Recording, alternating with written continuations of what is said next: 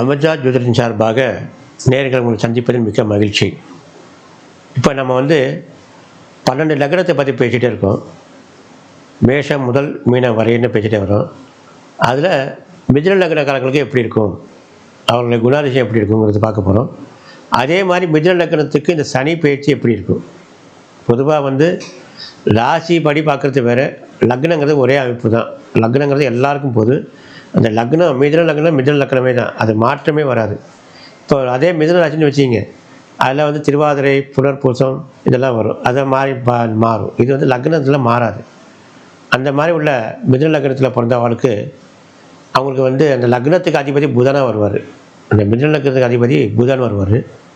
அந்த புதன் அதில் சனியும் புதனும் நட்பு.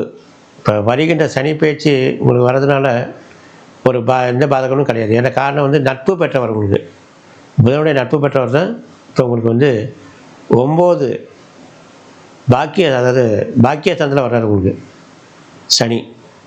அதனால் இப்போ 10ஆம் இடத்துல வர்றாரு தொழில் ஸ்தானத்தில்.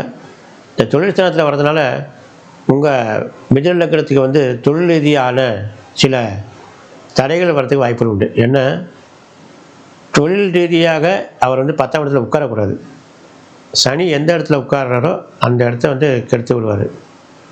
அப்போது பார்வை இருக்கலாம், சனியின் பார்வை இருக்கலாம், ஆனால் அந்த இடத்துல உட்காரக்கூடாது.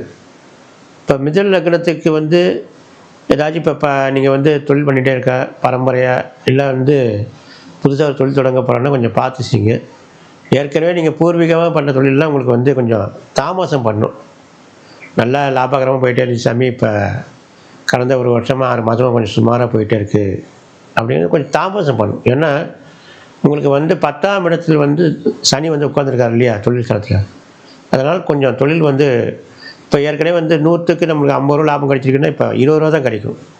ஆனால் தொழில் ஓடிகிட்டே இருக்கும், லாபம் கொஞ்சம் கம்மியாக இருக்கும், தொழில் மந்தமாக போயிட்டே இருக்கும். அந்த மாதிரி சூழ்நிலைகள் வரதுக்கான வாய்ப்புகள் உண்டு. மிதுன லக்னத்துக்கு பொறுத்தவரைனா எப்படின்னா அவங்களுக்கு அதிபதியே புதன் தான். அவங்களுக்கு சொல்ல வேண்டியதில்லை, தனித்திறமை உண்டு அவங்களுக்கு. மிதுன லக்னத்தில் பிறந்தவங்களுக்கு தனித்திறமைகள் உண்டு.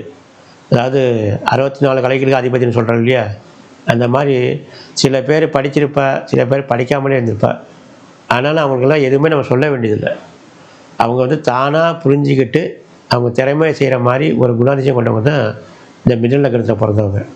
அதனால் மிதுன லக்னம் பொறுத்த வரைக்கும் இப்போ உங்கள் லக்னத்தில் இப்போ குரு இருக்கார், அது தெரிஞ்சிங்க. மிதுன லக்னத்தில் குரு வக்ரமாக இருக்கார். அதனால் இப்போ உங்களுக்கு வெளியில் இப்போ என்னடா செய்கிறதுங்கன்னு ஒன்றும் தெரியாமல் அப்படியே உட்காந்துருக்கீங்க. ஏற்கனவே நல்லா நீங்கள் ஓடிட்டே இருந்தீங்க பிஸ்னஸ் லைனில். இப்போ கடந்த ஒரு 6 மாதமாக கொஞ்சம் இந்த லக்னத்தில் பிறந்தவங்களுக்குலாம் கொஞ்சம் பிஸ்னஸ்லாம் கொஞ்சம் டல்லாக தான் போயிட்டே இருக்கும். காரணம் உங்கள் லக்னத்தில் குரு வக்ரமாக உட்காந்துருக்கார் இல்லையா, அதனால தான். அடுத்து உங்கள் லக்னத்துக்கு 2ஆம் இடத்தில் குரு உச்சம் பெறப் போகிறார். அப்போது இழந்த தொழிலை மீண்டும் லாபகரமாக வர்றதுக்கான வாய்ப்புகள்லாம் உண்டு. அதனால் நீங்கள் பயப்பட வேணாம். சனியும் இப்போ 10ஆம் இடத்தில் இருந்தாலும் உங்களுக்கு 2ஆம் இடத்தில் குரு உச்சமாகி 9 பாக்கியஸ்தானமான மீனத்தையே பார்ப்பார். எப்போயும் போல் உங்களுக்கு லாபகரமாக போகும். மீன லக்னத்தில் பிறந்தவாள்லாம் என்ன செய்யணும்னா, உங்கள் இஷ்ட தெய்வமான உங்களுக்கு மிகவும் பிடித்த பெருமாளை வணங்கலாம், அல்லது உங்கள் குலதெய்வத்தை நீங்கள் வணங்கலாம். அப்போ 2மே இல்லையா, நான் இந்த மாதிரி டெய்லி நம்ம பக்கத்தில் இருக்கிற பிள்ளையார் கோயிலை வழிபட்டு ஏதாச்சும் ஒன்று. அதாவது நாங்கள் என்ன சொல்கிறோன்னா, தெய்வ வழிபாடு உங்களுக்கு சொல்ல வேண்டியதில்லை, அது இயற்கையாகவே உங்கள்கிட்ட வர்றது தான். ஏன்னா மிதுன லக்னத்துலலாம் சொல்ல தேவையில்லை, அவங்களுக்கு தெய்வ வழிபாடு இயற்கையாகவே இருக்கும். பயந்து கும்பிடுவாங்க, அந்த மாதிரி குணாதிசயம் கொண்டவங்க தான் மிதுன லக்னத்துக்காரங்க. அதனால் நீங்கள் எங்கே போனாலும் முதல்ல இந்த தெய்வ வழிபாடு பண்ணிட்டு நீங்கள் போங்க, காரியம் தடையில்லாமல் நடக்கும். இந்த சனி பயிற்சினால் உங்களுக்கு தொழில் ஸ்தானத்தில் இருக்கிறதுனால காரியம் தடைகள் இல்லாமல் நடக்கும். மீண்டும் நம்ம உங்கள் ஜாதகத்தில் ஏதாச்சும் சந்தேகம் இருக்குன்னு வச்சுக்கோங்க, நம்ம ஜோதிடத்தில் நம்ம பதில் சொல்ல தயாராக இருக்கோம். அதை கீழ்கண்ட முகவரி நம்ம அதில் போட்டிருக்கோம். மீண்டும் நம்ம சேனல் உங்களுக்கு ரொம்ப பிடிச்சிருக்கு, நம்ம சொல்கிறதெல்லாம் உங்களுக்கு பிடிச்சிருக்குன்னா இந்த சேனல் லைக் பண்ணுங்கள். ஒரு லைக் பண்ணி நேர்களை அப்படியே இது பண்ணிக்கணும். மீண்டும் உங்களை சந்திக்கிறோம். நன்றி, வணக்கம்.